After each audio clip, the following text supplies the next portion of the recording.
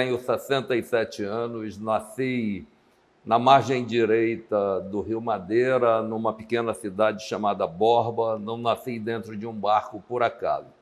Nesses 67 anos, eu praticamente só trabalhei em navegação, em especial na navegação interior, operando em toda a Amazônia. Com o passar dos anos e a evolução do transporte, eu tive que mudar. Vivi parte da minha vida em Manaus, parte em Belém, parte em Porto Velho. E com o passar dos tempos, me tornei presidente do Sindifluvial. Fui presidente do Sindifluvial, o sindicato que representa as empresas de navegação do estado de Rondônia, por 4 mandatos. Fiquei 16 anos à frente do Sindifluvial. Em seguida, pela importância da navegação interior para o desenvolvimento da região, em especial em se tratando do escoamento de produtos do agronegócio pelo Arco Norte, eu me tornei presidente da FENAVEGA, da Federação Nacional das Empresas de Navegação, que é filiada à CNT, e depois do meu primeiro mandato na FENAVEGA, eu estou no 4º mandato, eu me tornei vice-presidente da CNT, da Confederação Nacional de Transportes, na área de navegação. Eu sou presidente da FENAVEGA. A FENAVEGA é formada por 7 sindicatos, tendo um no Rio Grande do Sul, que representa a navegação gaúcha, a navegação paranaense e a navegação do Mato Grosso do Sul. Nós temos 2 sindicatos no Rio de Janeiro, um representa a navegação de apoio portuário e o outro a navegação de apoio marítimo.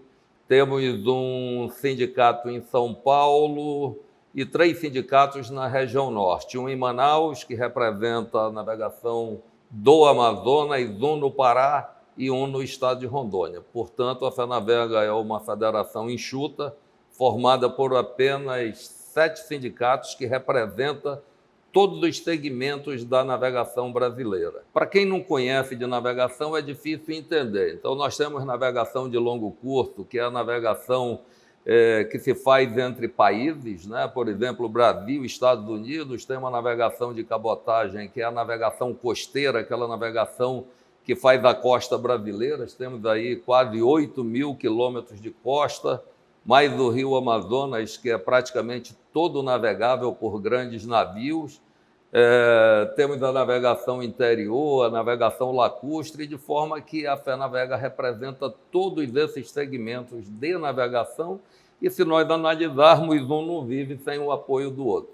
Vamos falar de tecnologia voltando. Eu não me considero 67 anos por dia de hoje, você ainda é jovem, pelo menos no espírito, né? Então, se você pegar a minha época, o meu início de navegação, principalmente na navegação interior, era uma navegação precária.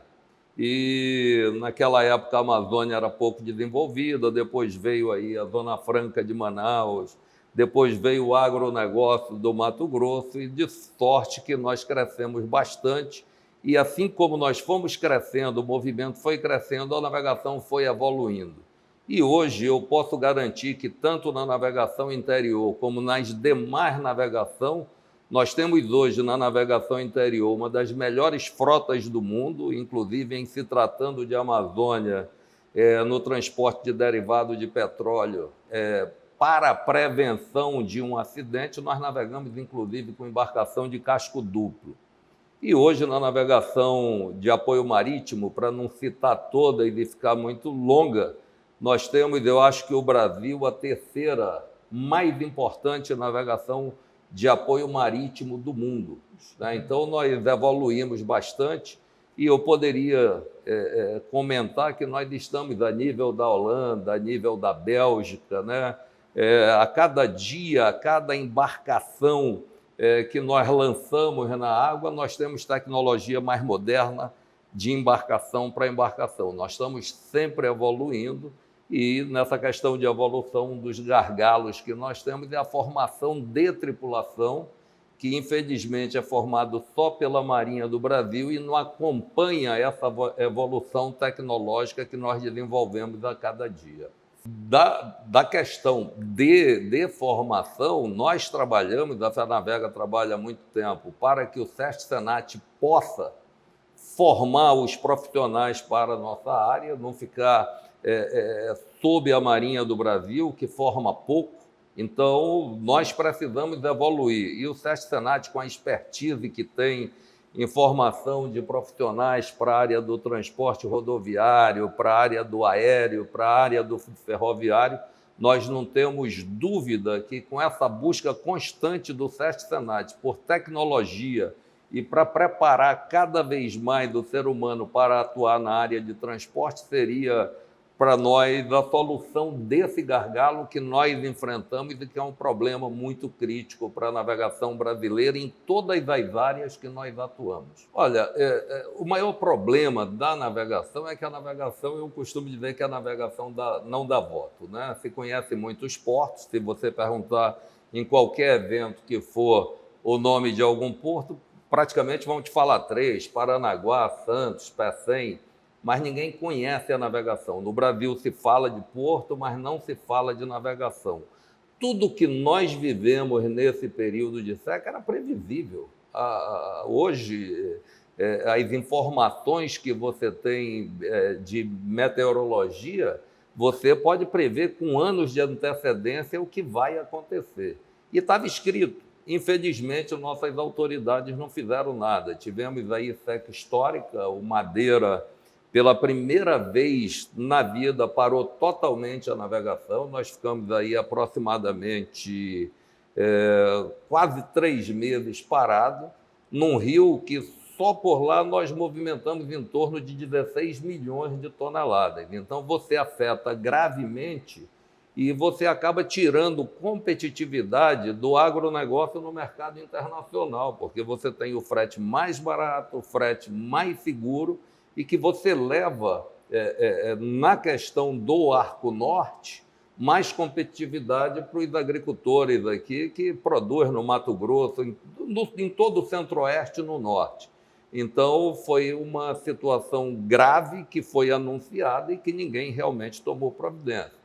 O que nós precisamos, na realidade, apesar de que a sociedade não se refere aos rios como rios navegáveis, sempre se fala de hidrovia, é que no Brasil não existem hidrovias. No Brasil existem rios navegáveis e com bastante precariedade. Então, nós precisaríamos de uma política de Estado que transformasse os nossos rios em hidrovias para que nós tivéssemos mais eficiência ainda no transporte aquaviário e levássemos mais competitividade para o agronegócio e para a indústria nacional, principalmente no mercado internacional, até porque todas as exportações, praticamente 90%, 99% das exportações brasileiras saem pelos nossos navios. Nós já somos o modal que menos polui, que menos agride o meio ambiente, mas também estamos voltados para o ESG, né? Sempre buscando equipamentos mais modernos, motores mais modernos que consumam outro tipo de combustível, né? Buscando, através de queima-gás, buscando solução para que a gente ainda consiga poluir muito menos, né? Então, essa questão voltada para os rios, não só brasileiro, para os rios do mundo, todo mundo está de olho nessa questão e realmente todos nós temos que contribuir, não só o aquaviário, mas como o rodoviário, o ferroviário, todos os modais. Então, nós estamos acompanhando a tecnologia que está sendo desenvolvida no mundo para que a gente, aí, no futuro mais próximo, possa agredir ainda muito menos daquilo que nós já agredimos muito pouco, se comparado com os demais modais. E não estou falando aqui de concorrência entre os modais. Se você pensar toda a ferrovia, ou toda a estrada, ou toda a rodovia que está sendo feita, o destino são os portos brasileiros, né? Então, os modais se completam. Você nunca vai ter uma navegação forte com rodoviário e um rodoviário fraco, e o contrário também é verdadeiro, né? Se você tem uma navegação fraca, você não vai evoluir também como deveria o transporte rodoviário e o ferroviário. A intermodalidade é o futuro da logística brasileira, da logística mundial. Então, se você analisar os países mais desenvolvidos do mundo, Nós temos ali um rodoviário relativamente fraco, fazendo pequenas distâncias, o ferroviário média distância e o aquaviário as grandes distâncias, justamente pela questão de economia, também pela questão ambiental. Você tem que usar, na realidade, esse é o futuro, não só do transporte mundial, mas como de todos os segmentos. Você vai ter que buscar cada vez mais agredir menos o meio ambiente. E essa busca na navegação, ela acompanha todo o desenvolvimento mundial, toda a cadeia mundial, desde a construção de embarcações mais modernas até motores que poluam menos.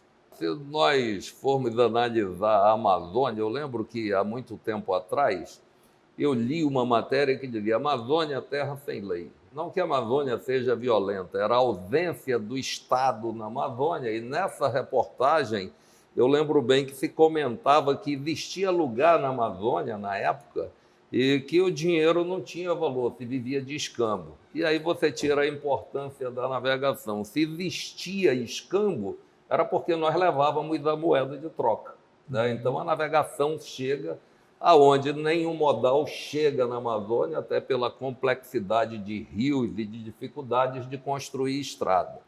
E eu vejo o futuro da Amazônia um futuro muito promissor. Vamos falar de Rondônia, que é um estado dos estados mais novos da Amazônia. Você tem um estado aí concorrendo a nível de Brasil, com café de alta qualidade, um dos maiores produtores de carne na região amazônica, extremamente evoluído na produção de grãos. Você tem a Zona Franca de Manaus, você tem o estado do Pará explorando minério, a maior jazida de ferro que existe no mundo, na Serra dos Carajás. Temos lá a terceira maior reserva de bauxita, que é o produto final do alumínio. Então, o Pará está, como diz na aviação, voando alto, né? Então, você vê hoje o mundo voltado de olho na Amazônia. Quando se projetou o Arco Norte, que divide uma linha reta ali do Maranhão até a Bahia, a tendência de toda essa produção que você tem no norte e no centro-oeste é sair pelos portos da Amazônia, pegando São Luís, Belém, Rondônia, Itacoatiara.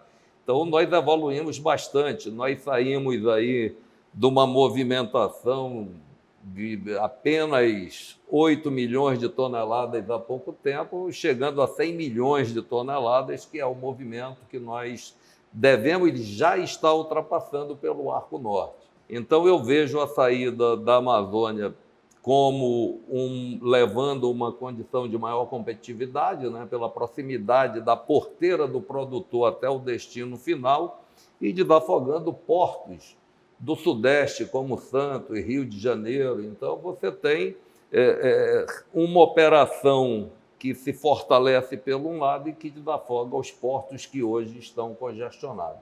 Então, nós achamos que essa realmente é uma evolução que vem acontecendo na Amazônia e para uma tendência voltada que já é regional, né? Nós produzimos aquilo que realmente a gente vem desenvolvendo há muito tempo na região e aprimorando a cada dia.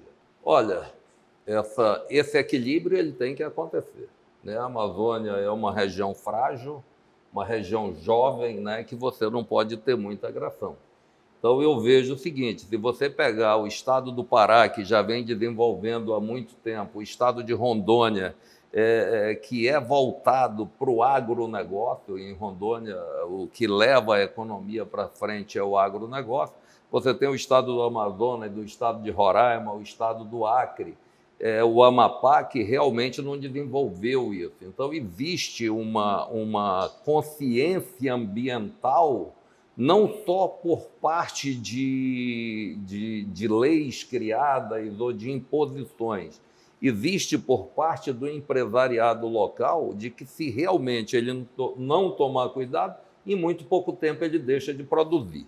Então, existe uma consciência ambiental muito bem diferente daquilo que a mídia prega, né? Existe alguma coisa, alguma ação que se torna até levando uma informação negativa, né? Então, nós saímos de uma COP, já estamos entrando na outra, lá no estado do Pará, por sinal, isso é interessante que aconteça na Amazônia. Existe uma consciência ambiental muito mais forte do que a sociedade brasileira conhece, né? Se você sair, por exemplo, vamos falar do Madeira, que hoje ainda é a maior hidrovia. Se você sair de Porto Velho até a Foz do Madeira, no Amazonas, 1.053 quilômetros, você não vai encontrar uma fazenda, você não vai encontrar uma plantação de soja, você não vai encontrar absolutamente nada. O que você vai ter desmatado nessa região, as cidades de Humaitá, de Borba, Manicoré, Novo Ariponã, que realmente foram construídas e evoluíram um pouco. Mas é praticamente zero de agricultura e zero de... Existe alguma questão madeireira, né? E aqui eu queria até fazer uma colocação. Enquanto o governo não tiver os olhares voltados para a nossa região e levar uma condição de que se viva dignamente na região, o cara que vive lá no interior, ele vai derrubar o IP, vai vender o IP, porque é o único meio que ele tem de sobrevivência.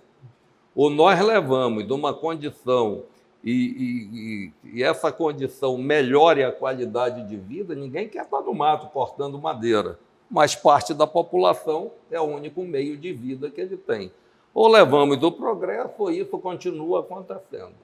Acredito, né? Eu acredito que a COP ela não vem com uma ideia de brecar tudo, muito pelo contrário. Eu costumo dizer o seguinte: olha, você tem cassiterita em Rondônia, talvez uma das maiores jazidas de cassiterita que exista no Brasil, Rondônia. Você tem no Amazonas, você tem ouro, você tem riqueza, né? Ah, mas o garimpo polui. Tudo bem, não tenho dúvida de que o garimpo polui, mas não tem nada que a engenharia não possa resolver para que você retire aquele material de forma consciente, com uma indústria moderna, e que você possa levar riqueza para a região. Eu penso que hoje se fala muito, olha, nós temos que ter o olhar para a Amazônia porque o americano quer invadir. Isso acontece muito, desde que eu sou criança eu escuto que o americano vai... A soberania. Você não pode falar em soberania para um povo miserável, né? Então, se você tirar as grandes cidades da Amazônia, como Manaus, Belém, o resto é pequeno, Porto Velho, Santarém, o resto são pequenas cidades que vivem realmente a maior parte da população na miséria.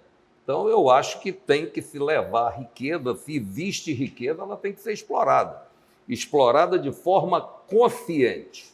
E eu, sinceramente, eu não sou engenheiro, mas eu não vejo um problema que a engenharia moderna não possa resolver o problema para que se possa explorar as riquezas que a Amazônia oferece para o Brasil. Eu não estou falando nem só da região, que oferece para o Brasil. Bem, vamos começar pelo meio ambiente. Nós temos que quebrar esse paradigma que tudo que existe lá destrói a natureza, né? Então isso aí emperra.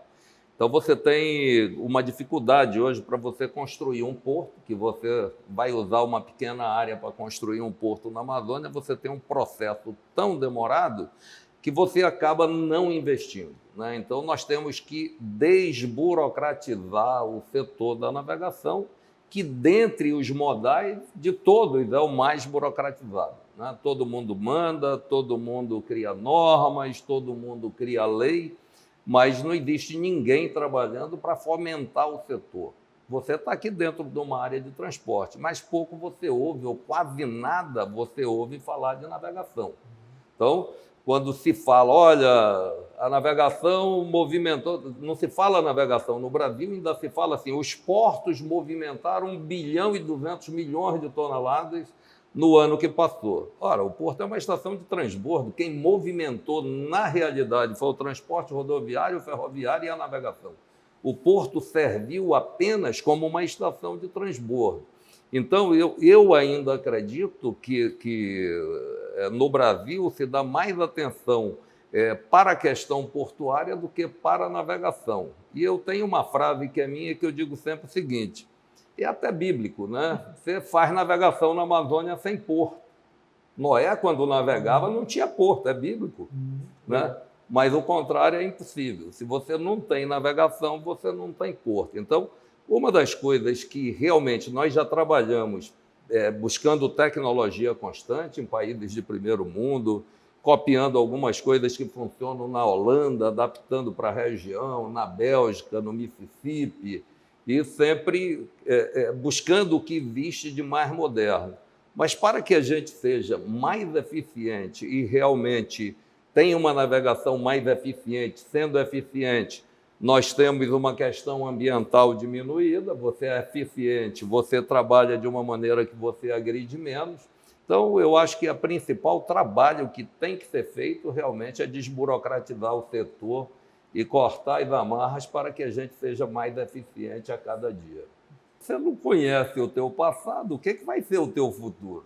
Né? Se você não sabe como tudo começou, por quem teve a iniciativa, como é que foram buscar esses tratados, essa coisa toda, para você mostrar e de uma maneira extremamente eficiente, você tem um museu. Imagina, eu que sou lá de Rondônia, faço parte da Funtran para me chegar em Campinas.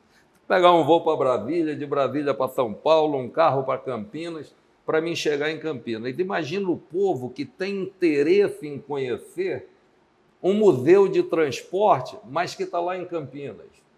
Nada contra Campinas, mas você teria o acesso de pouca gente, você iria levar essa estrutura imensa que a Funtran está montando para conhecimento de poucas pessoas. O trabalho que os senhores estão desenvolvendo na Funtran, vocês não vão dar oportunidade não para o Brasil, mas para o mundo conhecer a história do transporte. Onde você estiver, você vai acessar a Funtran. Você tem uma ideia, imagina você lá com a Madeira Mamoré. Eu acredito que foi um dos primeiros multimodais que aconteceram, e na Amazônia eu sei que é o primeiro, você ligando o ferroviário ao aquaviário. Quem conhece isso? Todo mundo conhece, até porque houve um seriado, Med Maria, sobre a Madeira Mamoré, mas não sabe que a ideia da Madeira Mamoré era dar condição à Bolívia para ter um acesso ao mar, para ter o acesso ao Atlântico. E, para isso, você precisava de uma navegação eficiente na época, né? Então, era o período da borracha, aquela coisa toda. Então, veio a Estrada Madeira Mamoré. São histórias que acontecem, que fazem parte do nosso passado. Eu até acho que a Funtran já veio muito tarde, que muitas pessoas que poderiam contribuir já não fazem mais parte do nosso dia a dia, infelizmente, mas ainda tem muito a recuperar, ainda tem um acervo muito grande para acrescentar na Funtran e dando condição para que o mundo conheça a história da logística brasileira. Quando você sabe de onde vem, começa a descobrir para onde vai. Fundação Memória do Transporte, Confederação Nacional do Transporte.